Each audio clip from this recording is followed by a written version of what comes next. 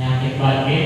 Kemudian kita juga berlindung kepada Allah Subhanahu wa taala dari azab, baik azab kubur maupun azab kehidupan kita. Ini penyakit batin apa aja? Banyak. Ya, penyakit batin yang ada dalam diri kita ini apa?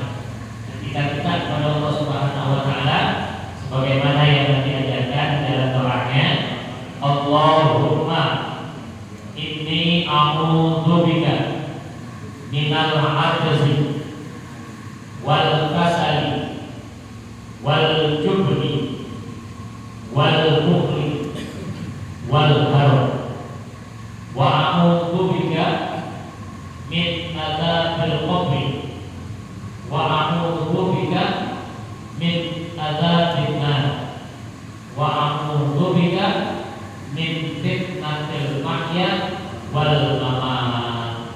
Rawahul Bukhari wal Muslim.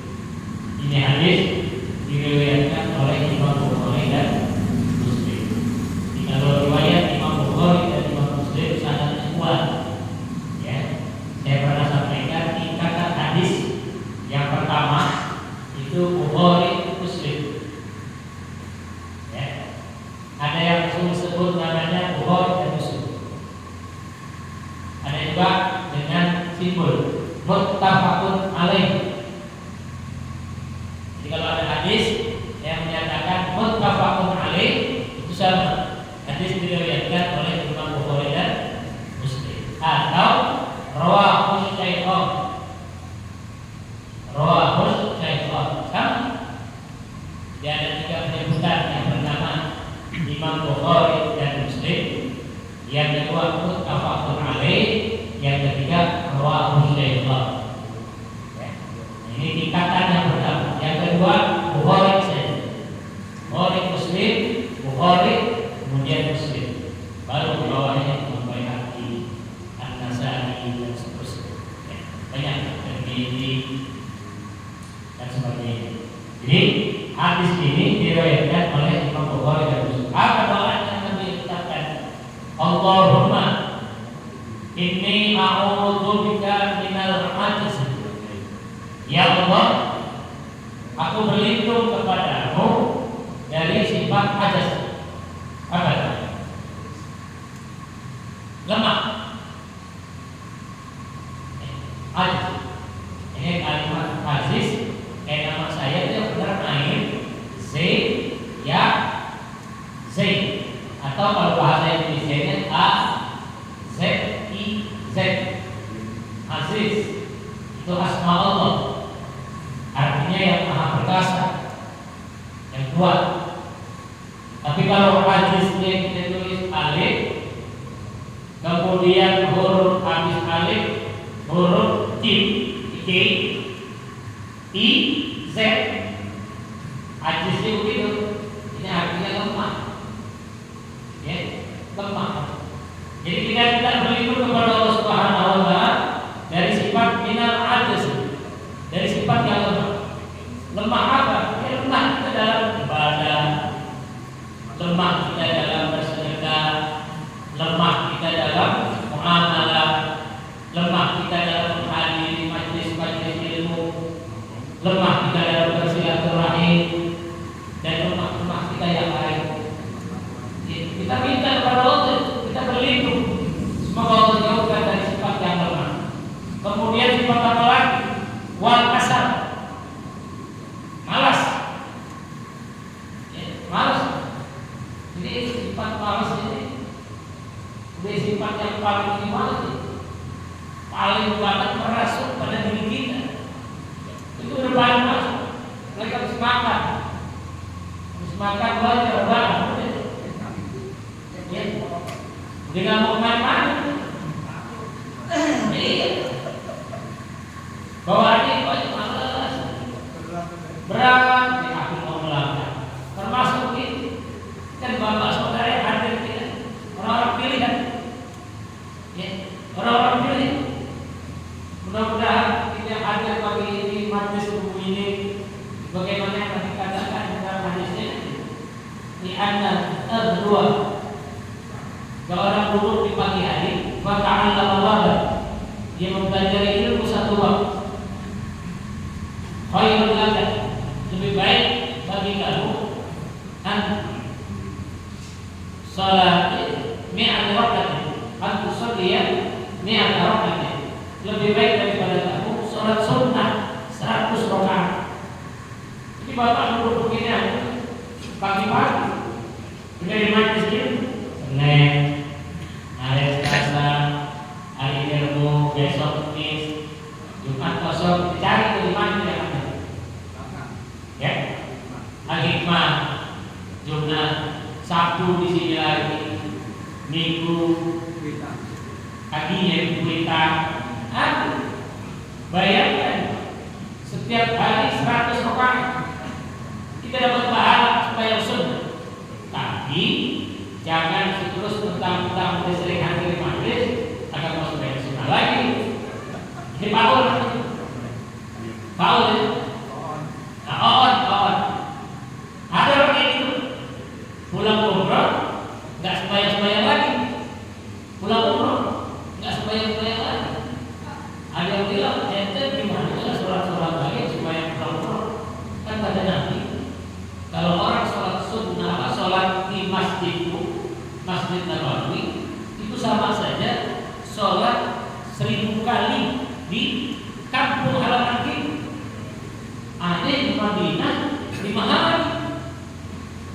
Berarti aku di sholat sunnah itu 5.000. Jadi kalau dihitung waktu pernah ngaji kok masih belum ketutup kasih. Nah, ini bego kan itu.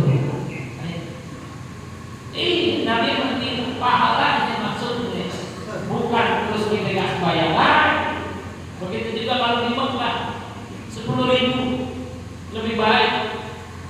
Ini artinya apa Nabi mengajarkan kepada kita, ayo kita berlomba-lomba. Kalau kita punya rezeki segera berangkat tunaikan ibadah umrah. Kalau belum ada rezeki untuk haji, kan haji masih daftar tunggu waiting list. Barangkali belum ada kesempatan, ayo yang ada umrah. Ya, sekarang sebagian umrah masih ada umrah. Ada umrah 10 juta. Ada 10 juta. Kalau ada yang mau umrah 10 juta.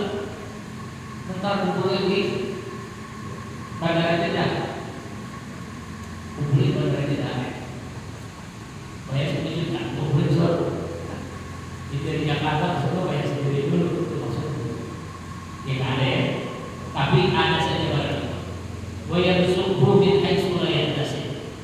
Ya, kita jangan berpikir aku bisa berangkat umroh jangan. Ya rugi. Ya, jangan panggilan Allah itu lewat tangan siapa saja. Lewat siapa saja. Ya, siapa yang sah. Ya, orang ojek kalau ada panggilan berangkat umroh. Kenapa? Lantaran keistiqomahannya dia berangkat nyari rezeki memang semata-mata karena Allah. Ya, dia juga nggak mau berebut hak orang. Kadang-kadang orang kan gitu. Ya nggak semua orang ojek sih. Ada juga kadang-kadang yang suka berebut hak orang. Artinya apa? Biasa ada yang makan di sini, orang yang datang dia duluan. Kan udah tahu bukan tempatnya dia. Maksudnya begitu. Ya, Allah udah atur sedikit itu. Ya, tapi juga jangan nyantai-nyantai mulu di rumah. Ya, kamu dulu aja kalau tidak juga tetap harus ikhtiar. Ya, prinsip kita itu duit maksudnya D-nya doa. Jadi harus berdoa. Ya, doa dulu doa astajib. Doa. Setelah doa usaha D-U punya usaha. Setelah usaha ikhtiar D-U-I. Doa, usaha, ikhtiar. T-nya tawakal. Jadi kalau doa sudah, usaha sudah, ikhtiar sudah, tawakal kita kepada Allah. Inni tawakkaltu 'ala Allah, la haula wala quwwata illa billah. Saya punya teman Pak, 3 kali berangkat umroh, nggak pernah ada yang bayar, nggak pernah bayar sendiri. Ada yang bayar, ada yang bayar. Lewat siapa? Lewat tangan terus. Ya, di kanan istiqomah, sering bantu dia nggak tahu apa, tapi tiba-tiba kita dengan ustaz di kampung, ada punya jamaah, biasa ngaji dulu, dia bawa, jadi berangkat itu umroh. Jadi kasar, sifat malas ini kita buang jauh.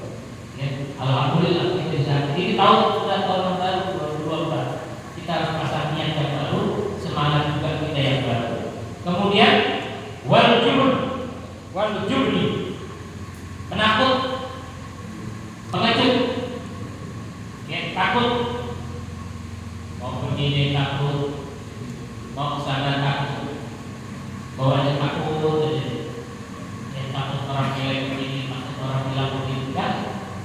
Jauhkan sifat penakut kita. Jangan sampai karena sifat penakut ini akhirnya kita tidak mau bermuamalah, kita tidak mau bermusyawarah di lingkungan kita. Kan ada, banyak tetangga kita. Kalau udah ikut di rumah, muamalah tidak ada, bertetangga tidak ada, musola apa lagi? Banyak lagi. Dekat musola, bayangkan habis majlis kan, saya ikut jalan begitu. Ada yang takut sifat apa? Bahkan kalau antum mau pakai hadis Nabi yang menyatakan orang yang tidur di sebelah masjid tidak supaya di masjid, dosa besar. Makanya kita yang hidup beruntung dekat masjid, jangan merasa terganggu. Jika datang orang merasa terganggu, adanya lah, taklimnya lah, apalagi banyak sholawat, jangan memang tempat di masjid begitu. Yang syiar dakwah Islam itu ya ada di masjid. Yang tak boleh kita di masjid ngobrol sampai berjam, itu enggak. Jika sekarang ada pembangunan apa? Kan bikin apa pembangunan kan setiap bulan. Sekarang ada proyek renovasi, sudah kita dengarin, kita ikutin, ada sedikit kita masuk, ada kita doain, biar cepat selesai. Ramadan kan nanti, mudah-mudahan suasananya tambah sejuk, dan pasang AC nanti, pasang AC di bawah. Mudah-mudahan tambah ibadah kita semakin nyaman, bisa tambah khusyuk. Ramadan tahun ini ini bantu pengurus masjid, bantu yang ada di sini bantu. Kemudian apalagi walaupun pelit sifatnya apa? Batin. Pelit apa? Ya pelit semuanya. Kita nggak mau berbagi juga nggak mau. Sampai senyum aja orang nggak mau. Ada orang kalau senyum dari tetangganya, bawanya asam,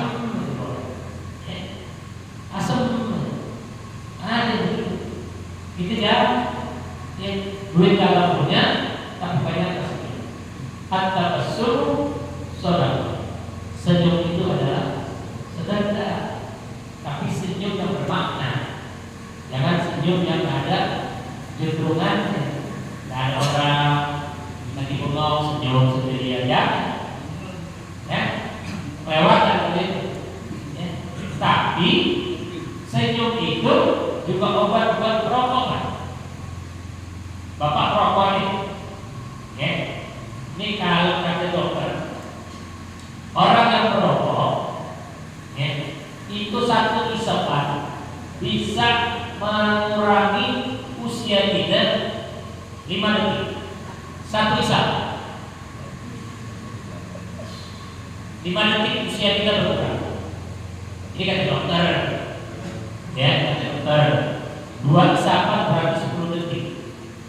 Tapi ada obatnya. Ada obat ulama bilang obat untuk menambah usia panjang, perbanyak senyum. Jadi kalau orang banyak senyum, 1 kali senyum 10 detik usia bertambah.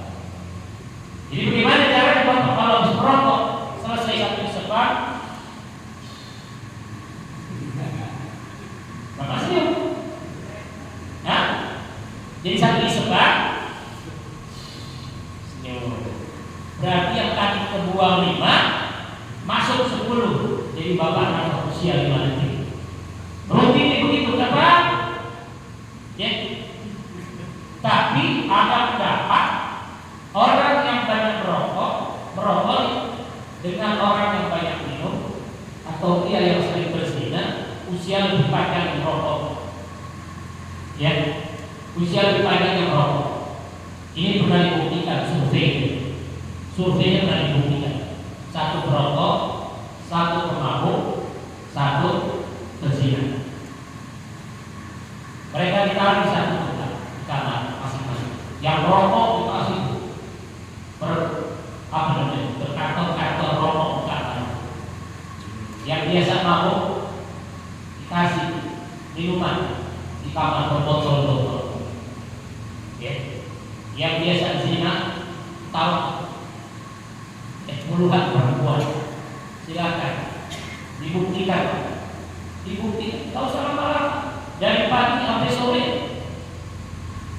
Begitu dibuka pintu yang biasa zina, lemas mati, capek hati. Bayang puluhan perempuan di dalam kamar, dia sendiri, gak kuat. Yang kedua, pintu kedua, yang biasa mabuk dibuka, terat mati, berbotol-botol, bayang. Tapi begitu yang biasa rokok, begitu dibuka pintu kamar, sehat walafiat. Sebab itu, mau tahu sebabnya? Ada korek ini. Ini masuk kamar ada korek, berapa? Koreknya nggak ada. Tapi benar kisahnya kan? Guru saya Habib Ali bin Abdurrahman Al-Syidil. Jadi kalau orang merokok, kita merokok. Guru saya merokok. Orang kalau merokok usia ada seperti itu. Ya, dia kasih contoh di Bogor. Ada satu keluarga yang merokok, kakeknya doang pribadi, rokok dua, anak-anaknya ini mati paling ada rokok. Ini habis maghrib hujan terus. Ya, ini habis makan malam, si bagian di rokok dulu. Nanti dinginnya, kalau merokok yang dijalur nanti di luar sana, dia keluar koknya, nanti bagiannya keluar rokok di tel. Dia lagi menjadi berat tiba-tiba karena rokok.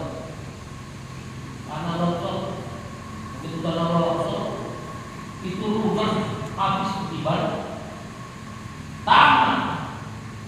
Dia berubah kabur. Betul gara-gara rokok.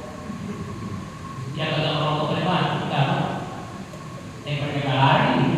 Itu kaki saya itu. Tapi bukan berarti rokok banyak. Hakikatnya kita serahkan kepada Allah Subhanahu wa Ta'ala.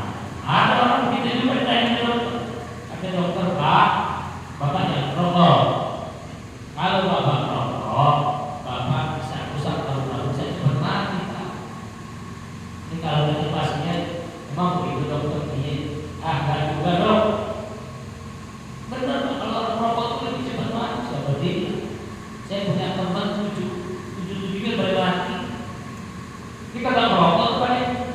Saya merokok apa? Jadi kan jamin juga.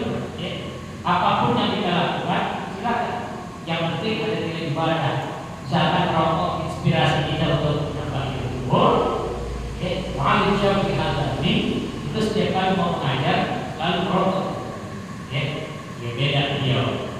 Bahwa beda rokok buat dia itu bisa mencari ilham, mencari apa hadiah. Kalau kita merokok, paling bahasa kita mau kalau habis makan, kalau merokok terasa digambar di Cina, ada sedih. Ya, mau banget kita digambar di Cina, jangan. Ya, baik, kembali berukun, pelit jangan. Ya, yang punya sifat pelit. Kemudian apa lagi? Buat harap, pikun. Kita minta kepada Allah Subhanahu wa Ta'ala, jangan sampai kita punya penyakit pikun. Ini penyakit pikun gak hanya pada usia tua, orang yang masih muda ada penyakit pikun. Ya, masih muda umur 40 udah pikun, kenapa? Kita tidak tahu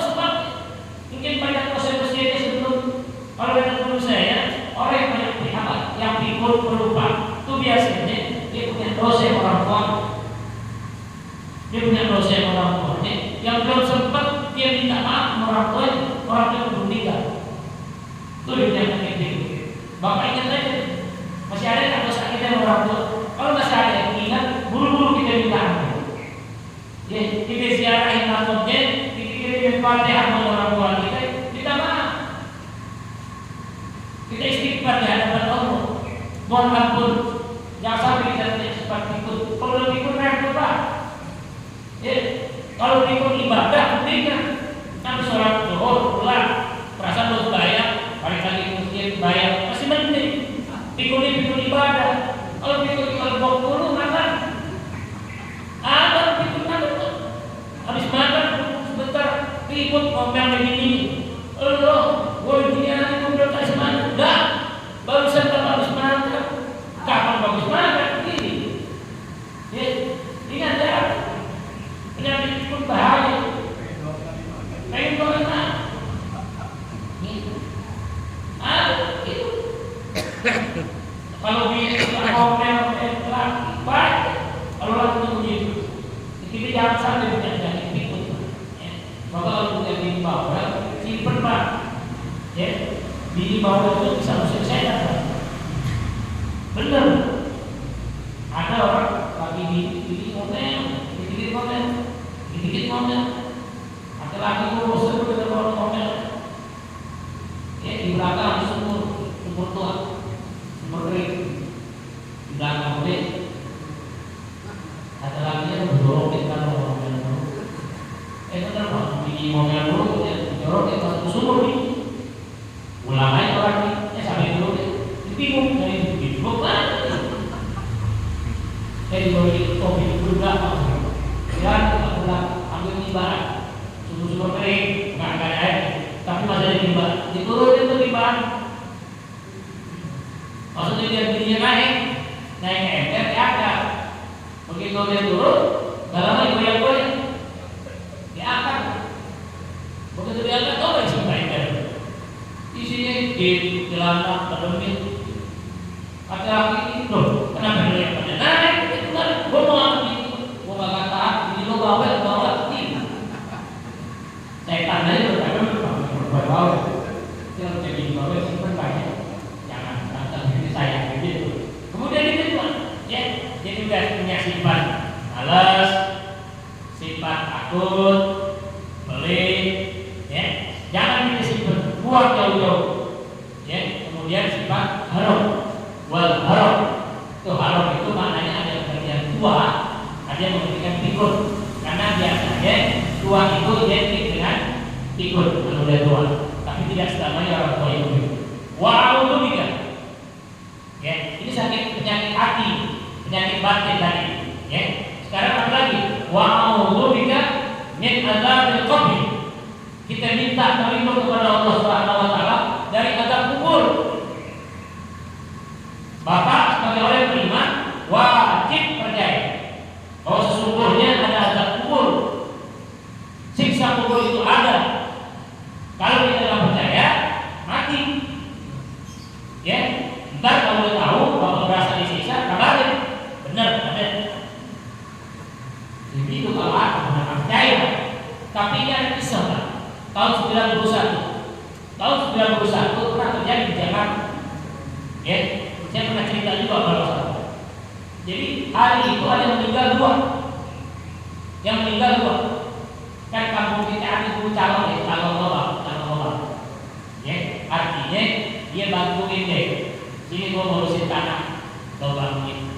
Rupanya salah satu keluarga aku ada yang pesen lobangnya di sebelah sini, sebelah kanan. Ya, nah ini yang namanya calon, kan calon habis pesan ditinggal. Waktu pengukuran dia nggak tahu, ya, dia ikut campur. Nah rupanya hari itu ada yang meninggal dua, salah lobang. Yang pertama dikubur, kira-kira 2 jam kemudian baru keluarga yang berikutnya. Sampai di pemakaman yang kedua kaget, loh ini bukan sini nih. Saya minta lobang itu pernah berisi, ya, berebut sama tukang gali. Dia mumpung masih baru 2 jam. Yang pertama jam 10, yang ini habis tohor. Ini bongkar. yang biasa ikut turun jenazah, gimana posisi jenazah? Miring ke kanan, menghadap kiblat. Itu yang kita tahu. Ya, dengan suasana yang begitu sepi, dengan lubang alim itu ditutup. Tetapi ini apa yang terjadi, Pak? Begitu dibuka, apa-apa alih-alih kita, posisi mayat sudah berubah dan kain putih darah dulu. Kain putihnya darah dulu. Dari mana itu darah? Orang udah mati kan? Orang udah mati kan darahnya kan? Dan kain putih tadi masih bersih. Ini darah dulu. Sebagian orang yang sedang jatuh pingsan. Sehingga akhirnya sepakati gak usah diangkat, tutup lagi, sudah dilakukan aja. Ini sebagai ibrah buat kita belajar bahwa sesungguhnya siksa kubur itu ada. Bagaimana kita supaya jangan sampai mendapatkan siksa kubur, kita minta maaf kepada Allah, kita jauhkan dari siksa kubur. Kita perbanyak amal ibadah kita di dunia. Kemudian apa lagi? Wa'udzubika min adzabin nar. Azab api neraka. Kita minta begitu. Kalau sudah dapat azab di kubur, tentunya akan berlanjut kepada azab api neraka. Kunci utama di dalam kita menghindari daripada azab kubur, sholat, jangan pernah tinggal. Saya selalu ingatkan ini, sholat. Karena sholat ini adalah as-sholatu imanuddin. Faman aqoma faqad aqobatin, wa man taraka faqad hadamadin. Dalam hadis yang lain, man taraka sholata muta'ammidan. Ini muta'ammidan artinya dengan sengaja. Faqad kafara bihi. Siapa orang yang meninggalkan sembahyang dengan sengaja tanpa udzur syar'i, maka Allah catat dia sebagai orang kafir. Ada di antara saudara kita, ada di antara keluarga kita yang tak pernah sembahyang. Hati-hati. Ada istri kita, anak-anak kita, sholatnya. Kalau dia tidak sholat, hati-hati. Kalau bapak tak percaya hadis ini, cari kitab Irsyadul Anak, kitab tipis. Ada hadis bagus sholat. Di sana ada man taraka sholata muta'ammidan faqad kafara bihi. Jelas nyata orang. Dalam hadis yang lain, ma bainal muslim wal kafir illa tarkis sholat. Yang membedakan antara orang muslim dengan orang kafir adalah sholat. Maka sholat. Awal ma yuhasabu bil 'abdu yaumal qiyamati as-sholat. Faman, jadi siapa orang yang meninggalkan sembahyang, ya, awal yang pertama kali nanti dihisab di yaumul kiamat adalah sholat kita. Maka agar kita dijauhi dari azab kubur, dari azab neraka, maka jangan pernah meninggalkan sholat. Wa a'udzubika min fitnatil mahya wal mamat. Dan juga kita berlindung kepada Allah dari fitnah kehidupan, dan fitnah ketika kita mati. Ya, fitnah kehidupan di mana? Namanya orang hidup, Pak. Ada saja fitnah buat diri kita. Tak ada cerita itu begini.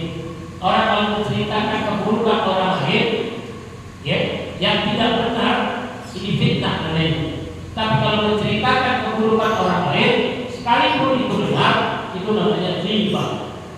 Sama-sama tak bagus. Ya, tak boleh. Riba tidak boleh, apalagi fitnah. Fitnah sudah jelas di dalam Quran. Allah katakan, "A'udzubillahi minasyaitonir rajim. Al-fitnatu asyaddu minal qatl." Fitnah itu lebih kejam daripada pembunuhan. Jadi jangan sampai kita membuat fitnah, tapi kita tetap berlindung kepada Allah, dijauhkan dari fitnah kehidupan. Ya, kan ada yang bertanya, ya, kita nggak punya anak tadi, atau kita sederhana, tiba-tiba kita kaya, jadi fitnah tanggal ini, curiga, ada yang omongan, kaya ngapain? Jangan-jangan dia masak ini, jangan-jangan dia ikut ini, jangan-jangan dia ini, jangan-jangan dia ini.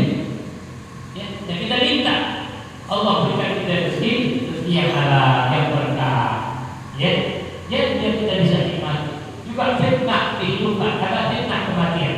Artinya apa? Orang yang sudah mati, kebanyakan kan cerita yang kita tentang keburukan kita. Makanya Imam Hasan Basri menyampaikan kepada sahabat-sahabatnya, "Tuh, kenapa orang selalu taklirin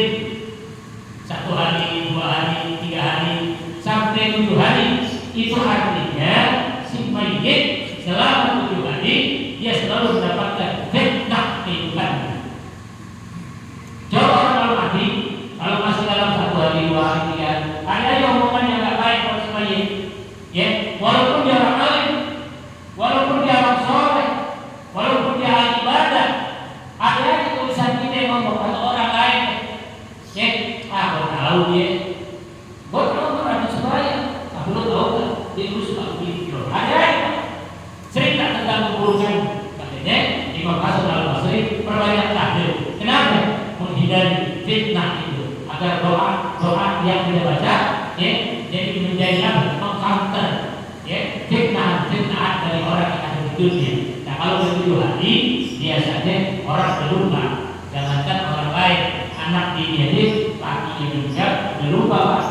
Ya paling nangis seminggu doang, ya nangis seminggu doang, ini 2 minggu atau kita lagi, bini kita mati, paling seminggu pak. Ya minggu kedua kita nyari lagi bini kedua, lagi tidak pak, orang perempuan tak bisa menunggu indahnya. Sekian bulan pertama beda. Nah alasannya Nabi mengajarkan kepada kita penyakit batin. Yang pertama apa tuh? Kita minta dari sifat lemah, ajas. Kemudian kasar, kita punya sifat marah. Kemudian jub, nakut, pengecut. Kemudian bukul, pelit. Ya, al-bukul, bahir. Itu suka disebut bahir. Ya, penyakit bahir. Paling kecil penyakit bahir apa? Ya, al-bahir kata Nabi, jika dokter indahu lam yusalli alaihi. Penyakit bahir yang paling bahir banget adalah ketika mereka mendengar namaku disebut kata Nabi, dia tidak mau bersolawat. Ada di antara kita yang senang bersolawat. Banyak ya, masih banyak. Ya, satu-satunya ibadah sunnah yang Allah contohkan sebelum kepada umatnya, Allah sudah berikan contoh beserta malaikatnya. Sebagaimana Allah katakan, "A'udzubillahi minasyaitonir rajim. Innallaha wa malaikatahu yusholluna 'alan nabi. Ya ayyuhalladzina amanu shallu 'alaihi wa sallimu taslima." Ini perintah salawat sunnah. Tapi Allah sudah praktekkan dulu. Sesungguhnya Allah dan para malaikatnya bersolawat. Maka Allah memanggil kepada orang-orang beriman, ya ayyuhalladzina amanu shallu 'alaihi wa sallimu taslima. Ya, kita minta kepada Allah, kita dijauhkan dari sifat pelit, kemudian dari sifat haram, ikut.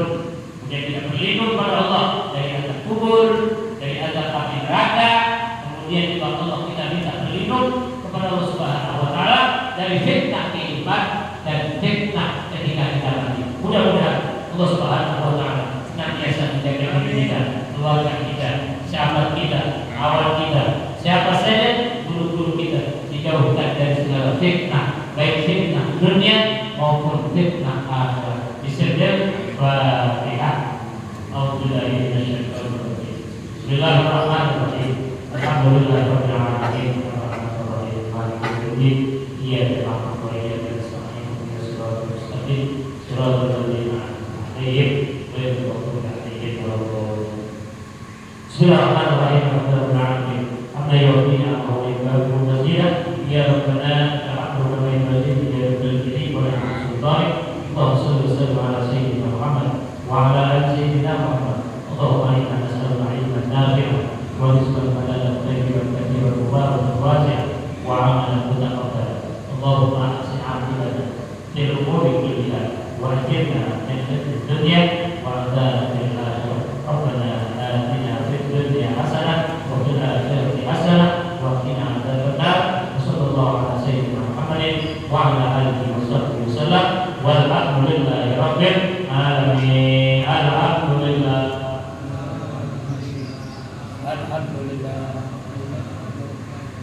Alhamdulillah hamdan yuwaffi ni'amahu wa yukafi'u mazidah. Walhamdulillahi rabbil alamin.